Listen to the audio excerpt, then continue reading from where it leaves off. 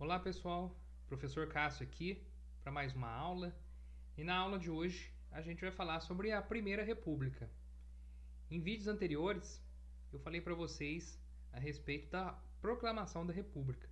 Agora vamos entender o processo que foi assim que essa República foi instaurada no Brasil. Como que foi, se funcionou direitinho, se deu problema, quem foram os comandantes, os governantes desse primeiro período. Então, esse tema será dividido em duas partes. Então, nessa primeira parte, a gente vai falar um balanço geral, vai falar um geralzão de tudo que foi essa primeira república. E, em sequência, na segunda parte, falaremos aí sobre alguns fatos que aconteceram durante esse período. Então, sem enrolar muito, vamos já para a introdução do nosso tema. Então, a Primeira República é um período da história do Brasil compreendido com o fim da monarquia, período já estudado aí de 15 de novembro de 1889 até a Revolução de 1930. Também estudaremos a Revolução de 1930. Também foi denominado pelos historiadores de República Oligárquica. Já falaremos o que significa essa palavra. República dos Coronéis e República do Café com Leite. Também um termo aí que a gente vai discutir bastante mais para frente. Com a vitória da Revolução de 1930 e a fim de reforçar a ideia de que começava um novo tempo, passou a ser chamada também essa primeira república de República Velha. A República Oligárquica é outro nome também que representa a primeira república, chamada aí de República Oligárquica.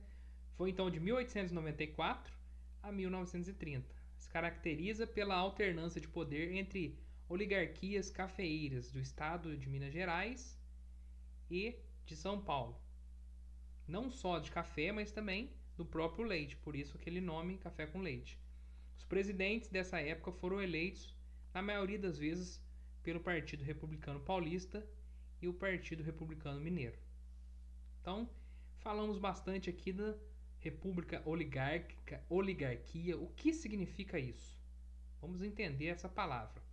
O que significa oligarquia? A palavra oligarquia vem do grego, que significa governo de poucos. Então, daqui a gente já tem base de como que foi essa primeira república.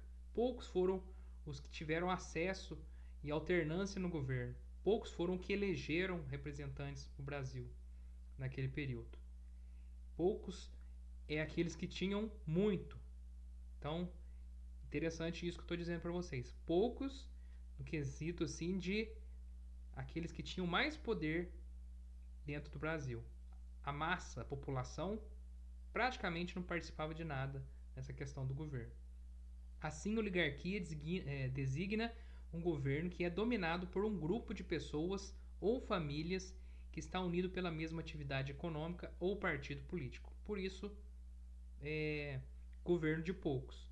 São poucos que detêm muito dentro do país, muitas terras, muitos negócios, muito poder político.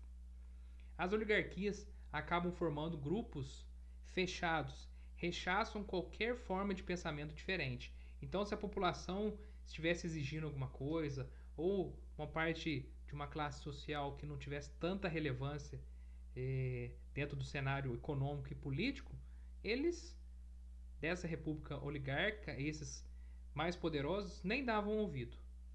Desta forma, mesmo na democracia, lembrando que saiu de um período de monarquia, um período de república, onde os representantes, teoricamente, seriam escolhidos pelo povo, votados e representados pelo povo. Só que, mesmo sendo uma democracia nesse período republicano, é possível haver casos de governos oligárquicos. Foi o caso aí que citamos. Vamos falar mais para frente aí sobre a chamada também República do Café com Leite. Por que desse termo, desse nome? Então vamos lá. Como foi essa república oligárquica no Brasil? Lembrando, só abrindo aqui um parênteses, Primeira República, República Velha, República Café com Leite, República Oligárquica. Todos esses termos são representando a Primeira República, depois lá da proclamação em 15 de novembro de 1889.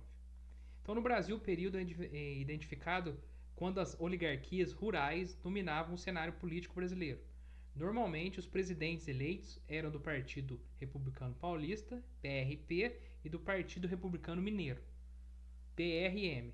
Essa prática era denominada política do café com leite, em alusão às maiores riquezas geradas por esses dois estados.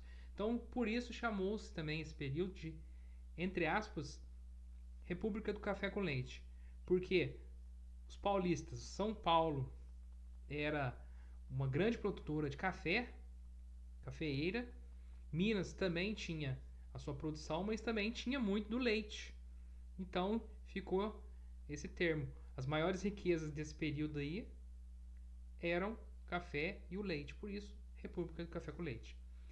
Também o Partido Republicano Rio-Grandense, PRR, teve importância nesse papel também durante essa época.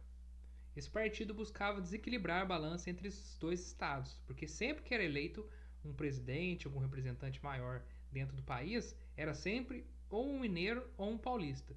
E lá do sul, desse partido rio-grandense, também procuravam sempre colocar algum candidato ali que entrasse também para governar. Porém, né, eles defendendo essa oligarquia rural e as classes urbanas gaúchas, então representando mais o sul do país, principalmente ali no Rio Grande do Sul. O que é importante a gente ressaltar aqui, nessa época não existiam partidos políticos nacionais como atualmente, e sim partidos estaduais. Então cada estado tinha o seu partido. Hoje vocês observam aí que tem partidos demais. Inclusive era uma coisa que deveria se resolver no país, no Brasil de hoje, tantos partidos políticos. Não é necessário tantos partidos, mas como estamos vivendo numa democracia e hoje esses partidos políticos são em termos do Brasil todo. Então alguém que é lá do norte do país pode se filiar a um partido, por exemplo, um PT da vida, só como exemplo. Então, se você é do Rio Grande do Sul, você pode se filiar ao PT, alguém lá do norte, ao PT, ao PSDB, também um outro exemplo. Então, são partidos nacionais que pessoas de diversas regiões podem, ou diversos estados podem estar aderindo.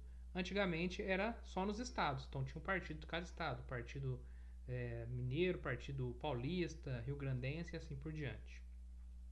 Continuando aqui, só para ilustrar aqui uma charge, para vocês entenderem como é que era a balança, né? Ora Minas Gerais, ora São Paulo, quem governava o país. Ora um representante de Minas Gerais chegava à presidência, depois de uma outra eleição, provavelmente chegaria um representante de São Paulo. Ficava nessa gangorra aí, né? Cada hora era um. Então era uma charge para representar o período.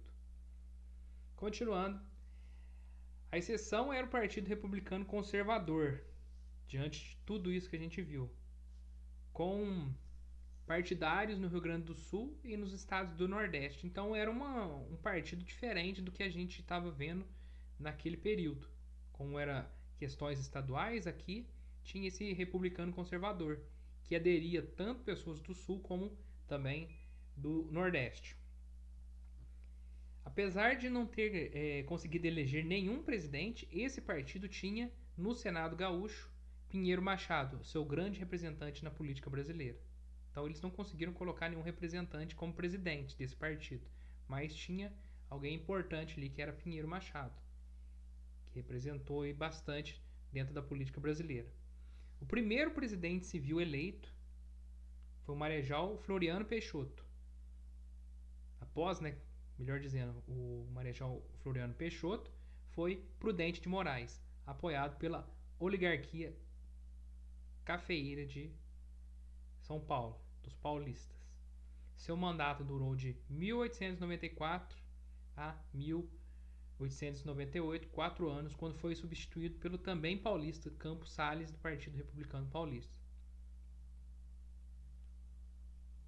Aqui, gente, já vou deixando aqui para vocês com spoilers o chamado voto de cabresto. O que significa isso? Vocês vão entender que essas eleições, infelizmente, haviam muitas fraudes, muitas coisas aconteciam por baixo dos panos aí para os candidatos serem eleitos.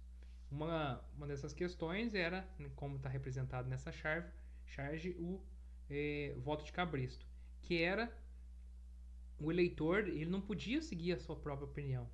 Se ele tinha um candidato na sua mente, na sua cabeça, ele não podia ir lá e votar nesse candidato, porque ele era pressionado a votar no candidato do momento ali, do partido. Então, às vezes, essas pressões chegavam até questões de violência física. A pessoa apanhar para votar no candidato que ele deveria votar, mesmo ele não concordando. Continuando, protestos.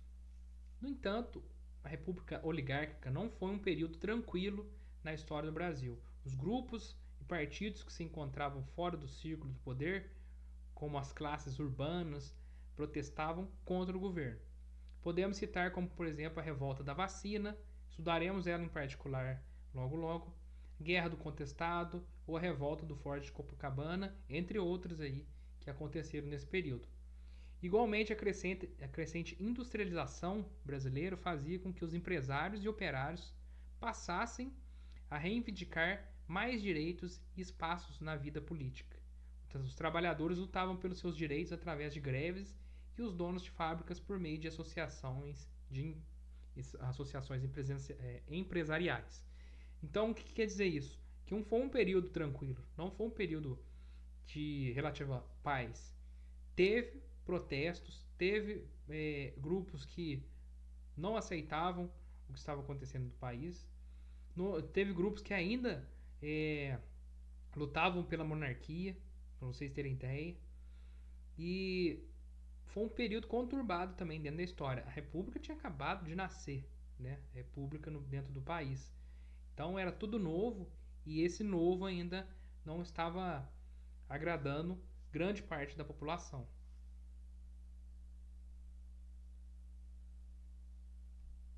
Para encerrarmos a aula aqui, o período da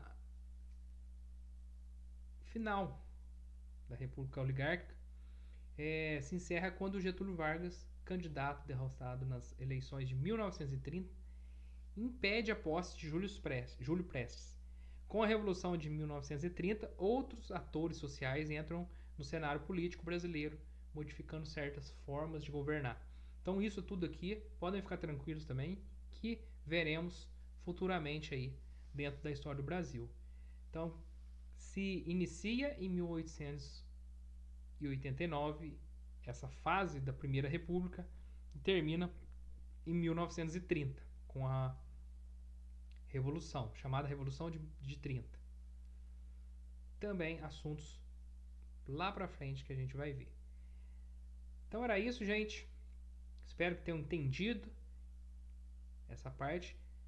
Próxima aula continuaremos e falaremos de alguns aspectos que aconteceram e ocorreram durante esse período também, para vocês entenderem quão foi difícil também o início da República aqui no nosso país.